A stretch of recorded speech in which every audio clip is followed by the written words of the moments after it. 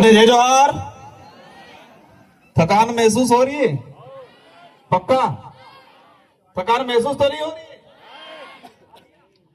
अनावड़े via वाला था कितनी क्या स्टेडियम वाला और मार विचार एक प्लासी उबा ही है वो लागे थाकी के अटली बेचो तो ठीक रहेगा। जितने जो साथी खड़े हैं क्योंकि आपड़े वहां है बीजा उबा है और बीजा हुआ मार जेवा थोड़ा कद में नाना है तो बापड़ा तागिर हमें ओसा था इतने जोई देखा तो नहीं है तो जटला अनावड़े वालन भी इच्छा है मार बदार पुणे बोलूंगा मुंह लेकिन जटला जी उपाय ही बेच देता माया वालन ठीक रहे तो देखा तो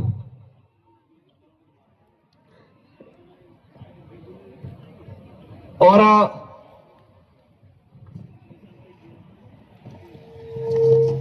साथियों विश्व आदिवासी दिवस international day world of indigenous people हमारे लिए एक गौरव की बात है कि विश्व आदिवासी दिवस इस धरती पे जितने भी देश हैं इन देशों का उन महाद्वीपों का जो मूल मालिक है इनके संरक्षण के लिए उनकी संस्कृति के संरक्षण के लिए इनके अधिकारों की रक्षा के लिए इनकी पहचान को जिंदा रखने के लिए संयुक्त राष्ट्र संघ जो पूरे विश्व के 193 देशों का एक संघ बना हुआ है और ये 193 देशों का जो संगठन है संयुक्त राष्ट्र संघ यूएन उन्होंने 1994 में विश्व आदिवासी दिवस के लिए पूरे विश्व में मनाने हेतु इस दिवस की घोषणा की। आप सबकी मेहरबानी की वजह से डूंगरपुर बांसवाड़ा की जनता की मेहरबानी की वजह से आप सबके सहयोग की वजह से मुझे सांसद बन के दिल्ली में जाने का अवसर मिला और मैंने प्रयास किया कि संविधान के अंदर आदिवासी समुदाय के लिए क्या क्या अधिकार हैं। संविधान के बाद जब 1952 से लगा के 2024 तक भारत की संसद के अंदर आदिवासी अधिकारों को लेके जितने एमपी एमएलए गए विधानसभा में एमएलए गए सांसद बन के गए सांसद में तो हमने प्रयास किया कि इन लोगों ने क्या किया अब तक क्या किया है। एक बात को लेके कंफ्यूज था। कुछ लोग कहते हैं कि संविधान में आदिवासी शब्द नहीं है। इस बात को गौर से सुनना। कुछ लोग कहते हैं कि संविधान में आदिवासी शब्द नहीं है। संविधान के अंदर शेड्यूल ट्राइब जनजाति शब्द का संकलन है।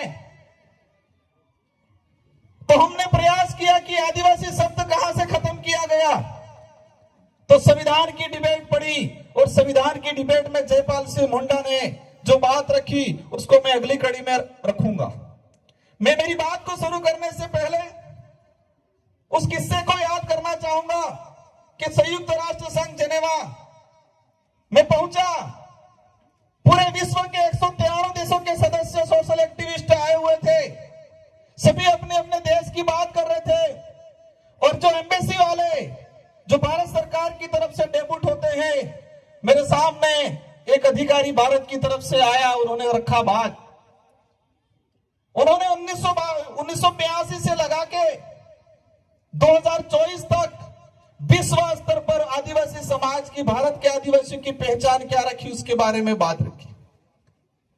साथियों मुझे गर्व हो रहा था कि मैं भारत के 14 से 15 करोड़ आदिवासियों का प्रतिनिधित्व करने यूएन में गया हुआ था और मुझे उस समय तकलीफ हुई कि जो राजनीतिक राष्ट्रीय पार्टियां भारत देश के अंदर 14 से 15 करोड़ आदिवासियों को वोट बैंक मात्र समझ के रखती है। इनकी पार्टियों में आदिवासी विंग बनी हुई है। आदिवासी नाम से उनके संगठन बना दिए हैं और आदिवासी समुदाय को वोट बैंक के रूप में यूज करते हैं।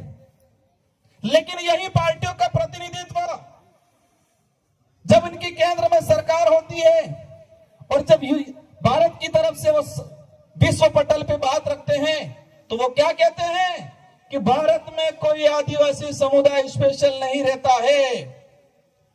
यही राजनीतिक पार्टी वाले केंद्र में सत्ता 1982 से लगा के 2024-25 तक और 2026 तक ये रखते हैं कि भारत में स्पेशल इंडिजिनस पीपल नहीं रहते।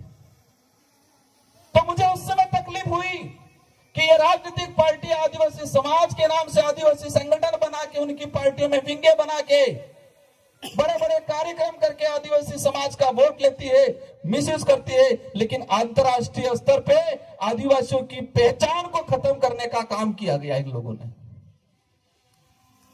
इस बात को भी हमें गंभीरता समझना है कि आदिवासी शब्द को लेके हमारे समाज के लोगों में हीन भावना डालने का काम किया था इन लोगों ने।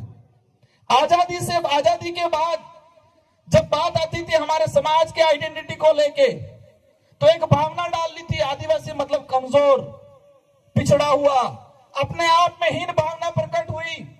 और ये हीन भावना जब गांवों से व्यक्ति शहर में गया तो अपने आप को आदिवासी कहने में शर्माता था। इस विचारधारा की बदौलत जो आज से 5 साल 10 साल पहले हमारे इस क्षेत्र का भाई अपने आप को आदिवासी कहने से कतराता था, डरता था, हिचकिचाता था, आज गर्व से कहता है कि मैं आदिवासी हूं। यह उपलब्धि हुई है इस विचारधारा की। कुछ लोग कहते हैं क्या किया, क्या हुआ? जिस समाज के अस्तित्व को खत्म करने का काम किया था, जिस समाज की पहचान को मिटाने का काम किया था, उस समाज को आत्मनिर्भर बनाने का, उस समाज को गर्व से अपने आप को आदिवासी कहने का अधिकार दिलाने का, उनके अंदर हौसला पैदा करने का काम किया इस विचारधारा। जब संयुक्त राष्ट्र के अंदर देखा गया 1982 में, मेरा जन्म तो 1992 का है, मेरे जन्म से 10 साल पहले जब भारत सरकार का प्रतिनिधित्व गया, उन्होंने कहा कि भारत में कोई इंडिजिनस पीपल नहीं रहता है। 1979 के अंदर विश्व पटल पे आईएलओ कन्वेंशन 159 पास हुआ, तो भारत सरकार ने साइन नहीं किए। आईएलओ कन्वेंशन 169 क्या है? पहली बार सुना होगा आपने।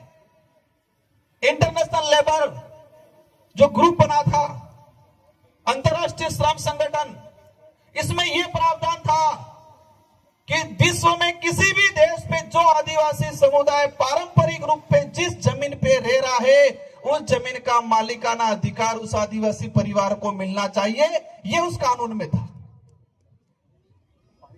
उस कानून में यह प्रावधान था जो आईएलओ कन्वेंशन 169 जो है कि आदिवासी इलाके में आपको खनन करना है, कोई भी देश की सरकारें तो आदिवासी इलाके में अगर खनन करती है तो इनको खनन करने से पहले उन लोगों से अनुमति लेनी होगी। वही 5वीं अनुसूची 6वीं अनुसूची में भी प्रावधान है और पैसा एक्ट में भी प्रावधान है, लेकिन भारत सरकार ने साइन नहीं किए कि हम साइन नहीं करते। बड़े तकलीफ की बात है कि 1994 में विश्व आदिवासी दिवस घोषित हुआ और हम सबको पता चला आज 5 से 10 साल पहले। और आज कुछ लोग कह रहे हैं कि वो यूएनओ का आदिवासी मामला अलग है और हमारा यहाँ का मामला अलग है। जो लोग कहते हैं कि इंडिजिनस का अर्थ अलग है और आदिवासी का अर्थ अलग है, मैं एक बात बताना चाहूंगा, हमारे देश का नाम क्या है? हमारे देश का क्या नाम है? संवैधानिक कॉन्स्टिट्यूशन में सबसे ज्यादा जो विवरण दिया गया है, उल्लेख किया गया है इंडिया, और उसमें यह बता दिया गया है कि India that is a Bharat, या Bharat that is a India. मतलब भारत है वही इंडिया है, इंडिया है वही भारत है। और एक तीसरा नाम प्रचलन में हो रहा है हमारे देश का, वो क्या नाम है? सभी राजनीतिक पार्टियां बड़े बड़े मंचों से कहती है संविधान के अंदर मुख्य रूप से इंडिया और इंडिया के बाद Bharat, Bharat that is a India या India that is a Bharat का उल्लेख है। और तीसरा हमारे देश का नाम है, हम तो नहीं लेते, बहुत कम लेते, क्योंकि हम संविधान को मानते। बाबा साहब अंबेडकर, जयपाल सिंह मुंडा ने जो संविधान लिखा है उसकी पालना करते। तीसरा नाम का उल्लेख क्या होता है? हिंदुस्तान। आवाजाही मतलब हमारे भारत देश के संवैधानिक 2 नाम है, भारत और इंडिया, और तीसरा प्रचलन में जो आ रहा है और ला रहे हैं वो हिंदुस्तान। आदिवासी शब्द के लिए आप कहते हो कि संविधान में उसका उल्लेख नहीं है, तो क्या हिंदुस्तान शब्द का उल्लेख संविधान में है? भारत का जो संविधान है उसमें क्या हिंदुस्तान का उल्लेख है?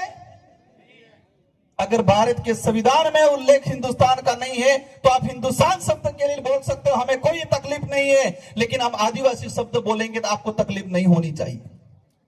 जिस तरह Bharat that is India, India that is a Bharat, इसी तरह indigenous people that is A Adivasi, Adivasi that is A schedule tribe, schedule tribe that is a India, indigenous people. यही सच्चाई है। और इस आदिवासी शब्द को खत्म करने का काम किया है। वो खत्म करने का काम इसलिए कर रहे हैं कि गर्व से कोई व्यक्ति ये नहीं कहे कि मैं आदू आदना धनी मूल दूरना धनी, ये नहीं कहे। आज जिस तरह से कुछ लोग लिख रहे हैं, पिछली बार देखा होगा कि राजस्थान के मुख्यमंत्री जी ने आदिवासी दिवस का ट्वीट किया और 20 मिनट बाद जब नागपुर से फोन आया और फोन आने के बाद 20 मिनट बाद राजस्थान के मुख्यमंत्री जी ने वो ट्वीट हटा लिया और यहां आ रहे कहते हैं आदिवासी भाइयों हम आपका कल्याण करेंगे। आदिवासी इतना अब ना समझ नहीं रहा है, इतना भोला भी नहीं रहा है। और एक चीज देखिए कि आदिवासी समाज का जो व्यवहार है, सीधापन, भोलापन, हर किसी पे विश्वास करने का, उस विश्वास का, इस भोलापन का इन लोगों ने फायदा उठाया है आज तक। लेकिन हमें सावधान रहना पड़ेगा कि जो जितना मीठा बोलता है जरूरी नहीं है कि वो मिठाई हो। आज जिस तरह से जयपाल सिंह मुंडा के लिए कुछ लोग बोलते हैं,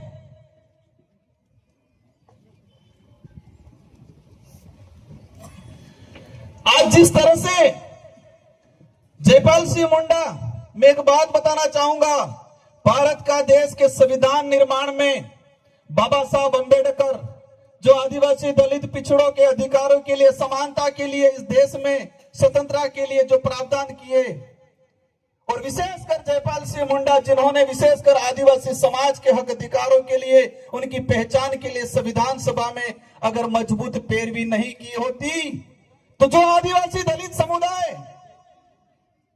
आज अधिकारी बन के, नेता बन के, टाई पहन के, सूट बूट लगा के और टाई बेल्ट पहन के घूम रहा है, अगर वो जयपाल सिंह मुंडा और अंबेडकर साहब नहीं होते तो आज उनके आगे तो हांडी होती और पीछे झाड़ू लगाया हुआ होता।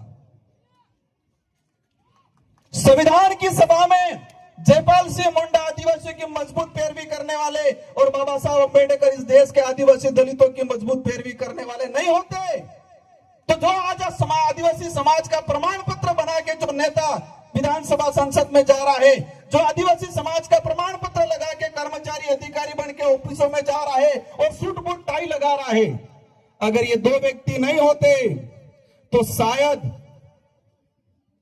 हमारे आगे हांडी होती और पीछे झाड़ू होता। क्योंकि आदिवासी दलितों को इस देश में पढ़ने का अधिकार हजारों सालों से नहीं था, इस संविधान ने हमें दिया है। और आज जयपाल सिंह मुंडा के लिए कहते हैं कि जयपाल सिंह मुंडा तो ऐसे ही था, संविधान में बकवास करता था। राजेंद्र प्रसाद जी ने बोला था, मैं इस मंच से खुला चैलेंज करता हूं, एक नेता का मैंने भाषण सुना था जयपाल सिंह मुंडा के लिए, और संविधान की अधिकतर पूरी डिबेट हमने पढ़ी कि कहीं पर भी राजेंद्र प्रसाद जी ने यह नहीं कहा था जयपाल सिंह मुंडा को कि आप बकवास करते हो। यह जरूर देखा और मैं उनको धन्यवाद देना चाहता हूं कि तुम्हारी वजह से मुझे संविधान की डिबेट पढ़ी और जयपाल सिंह मुंडा ने आदिवासियों के अस्तित्व के लिए, उसकी आइडेंटिटी के लिए, उनके अधिकारों के लिए कितना लड़ा पड़ा वो मैं समझा। वो जयपाल सिंह मुंडा के लिए मेरे मन में जो भाव थे उससे और बढ़ गए, मेरे मन में जो इज्जत थी वो और बढ़ गई। एक बात जयपाल सिंह मुंडा ने संविधान में कहा था, संविधान की सभा में कुछ सदस्यों ने आदिवासी समाज को अल्पसंख्यक में गिनने का प्रावधान दिया, मतलब चर्चा की थी कि आदिवासी समाज को अल्पसंख्यक में गिनो। तो जयपाल सिंह मुंडा ने कहा था कि आदिवासी समाज को दया के रूप में अल्पसंख्यक गरीब में चिन्हित करने की भूल मत करना। आदिवासी समुदाय इस देश का मूल मालिक है, प्रथम नागरिक है, यह जयपाल सिंह मुंडा ने कहा था।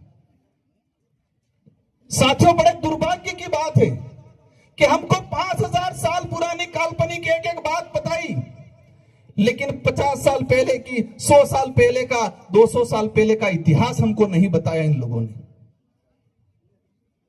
ये जो लड़ाई है हमारे अस्तित्व को बचाने की, उसको हमें लड़ना है। और जयपाल सिंह मुंडा ने एक बात बोली थी, लोकतंत्र की जब बात आती है कि हमें लोकतंत्र, आदिवासियों को लोकतंत्र सिखाने की जरूरत नहीं है। आदिवासी हजारों सालों से लोकतांत्रिक व्यवस्था को जीते आ रहा है और दुनिया और आप सबको आदिवासियों से लोकतंत्र सीखने की जरूरत है। साथियों, जिस तरीके से हम आज देख रहे हैं, और मैंने एक बात पे गौर किया, एक ऐसी विचारधारा है इस देश के अंदर, और वो विचारधारा आदिवासी हो, दलित हो, किसी भी वर्ग का गरीब व्यक्ति है, किसी भी समाज का जो मानवता में विश्वास करता है, वैज्ञानिक दृष्टिकोण रखता है, उन सबके लिए घातक है। और आप भी गौर करना कि एक वो विचारधारा है जिस विचारधारा ने अंग्रेजों का साथ दिया था, आजादी का विरोध किया था, तिरंगा झंडे को जलाने का काम किया था, संविधान को जलाने का काम किया था। और तिरंगा झंडे को, उनके जो मुख्यालय थे, उन मुख्यालयों पे 25 साल तक तिरंगा झंडे को नहीं फहराया था। और आज तिरंगा झंडा घर घर बांट रहे हैं, आज घर घर बांट रहे हैं। वो वही विचारधारा है जो जयपाल सिंह मुंडा को बदनाम करती है, वो वही विचारधारा है जो संविधान की पुस्तक को जलाने का काम करती है, और वो वही विचारधारा है जिसने संत सुरमाल महाराज की भक्ति को खत्म करने का काम किया है। वो वही विचारधारा के लोग हैं जिन्होंने रास्तापाल में कालीबाई कलासुआ, नानाबाई, सेंगाबाई पे गोलियां चलाने का काम किया था। वो वही विचारधारा है जिस विचारधारा ने गोविंद गुरु के महाराज के नेतृत्व मानगढ़ में हमारा आंदोलन हुआ, बिलराज कायम करने को, उसको खदेड़ने में सहयोग करने का काम किया। और वो वही विचारधारा है जो आज आजाद भारत में आदिवासी शब्द को खत्म करने की काम कर रही है। उस विचारधारा के कुछ नेता बोलते हैं कि ऐसे हो जाएगा, वैसे हो जाएगा। तो जयपाल सिंह मुंडा ने संविधान सभा में एक बात और बोली थी नेताओं के लिए, भविष्य में आज जो पनपे हैं उनके लिए। क्या बोला था कि आदिवासी समुदाय को विशेष सुरक्षा की आवश्यकता नहीं है भविष्य में। आदिवासी समाज को भविष्य में जो मंत्री और नेता बनेंगे, तो भ्रष्ट नेता और मानसिक गुलामी की जंजीरों में जकड़े हुए जो नेता बनेंगे, इन नेताओं से आदिवासी समुदाय को सुरक्षित रखने की जरूरत है। ये बात बोली थी जो आज हमें प्रतीत हो रही है। कौन कौन खतरा मंडरा रहा है? साथियों, मैं अंतिम एक टॉपिक पे बात करके मेरी बात को समाप्त करना चाहूंगा कि मानगढ़ का जो इतिहास बिलराज कायम करने का, 1913 में 1500 हमारे भाई मर गए, और इसी इतिहास को खत्म करने का काम एक नेता ने किया, पत्र लिख के, और हमारी राजस्थान पाठ्यक्रम की पुस्तक से उस इतिहास को हटाने का काम किया। साथियों, ये जो लड़ाई है, उस लड़ाई को हम कलम और कागज से लड़ना पड़ेगा। एक दौर चढ़ा था लड़ाई का, आजादी से पहले आक्रमणकारी हथियार लेके आए, हमारे पूर्वजों ने हथियार से उनका मुकाबला किया। आजादी के बाद फिर प्रचलन चला कि जोर जटलू बोले एटलू इनो साले भला कहता कि बोले इन्हें बोगड़े वैसे नहीं बोले इन्हें गौ पड़ जा रही। अब दौर आ गया है, कलम और कागज से हम पे आक्रमण हो रहा है, कागजों में मारा जा रहा है। कुछ लोग कहते हैं एट्रोसिटी, छुआछूत खत्म हो गया। बिल्कुल, टचेबली जगह था वो खत्म हो गया, कागजों और कलम का खत्म नहीं हुआ है। कुछ लोग रहे ऐसे। इस आदिवासी इलाके में रहने वाले प्रत्येक वर्ग का हम सम्मान करते हैं, और कई लोग हमारे साथ जुड़े हुए हैं जो वैज्ञानिक दृष्टिकोण रखते हैं, जो मानवता में विश्वास रखते हैं, लेकिन जो मनुस्मृति को फॉलो करते हैं वो आज भी ऊंच नीच की भावना रखते हैं। हम चाहते हैं इस इलाके में रहने वाला प्रत्येक वर्ग वैज्ञानिक दृष्टिकोण और मानव को इंसान समझे, समान समझे, उस भावना से हमको मिलजुल के रहना है। और गोविंद गुरु महाराज का, संत सुरमाल महाराज का, हमारा पुरखों का जो बिल प्रदेश कायम करने का जो सपना था, उसको पूरा करना है अपन सबको मिलके। और बिल प्रदेश कोई हमारी अकेली की लड़ाई नहीं है, मेरे अकेले की, अपने अकेले की नहीं है। इस लड़ाई को लेके कई नेताओं ने, पूर्व में भाजपा के भी थे, बीजेपी के थे, उन्होंने भी उठाया। नंदलाल जी को याद करना चाहूंगा, उन्होंने उठाया। दिलीप सिंह पुरिया मध्य प्रदेश, उन्होंने उठाया। सोमजी भाई डामोर गुजरात के थे, 4 से 5 बार के सांसद थे, उन्होंने बिल प्रदेश की लड़ाई को लेकर बात रखी। इसलिए इस लड़ाई को हम सबको मिलकर लड़ना है। अंतिम कहना चाहूंगा, आपको क्या करना है, हमारे बच्चों को पढ़ाना है, अच्छी शिक्षा देनी है। मैं समझ रहा हूं आज आदिवासी इलाके में स्कूलों के हालात खराब है, भवन नहीं है, टीचर नहीं है, और जो टीचर पढ़ा रहा था उन सबको ट्रांसफर करने का काम किया है। हम कोशिश करेंगे, हम जनप्रतिनिधि है, लेकिन फिर भी विपरीत परिस्थिति में आप सबको मिलकर हमारे बच्चों को पढ़ाना है, नशे पत्ते से दूर रखना है। बाकी ये चीजें नहीं करेंगे तो हम गर्त में चले जाएंगे। इन्हीं शब्दों के साथ आप सबको धन्यवाद, आभार।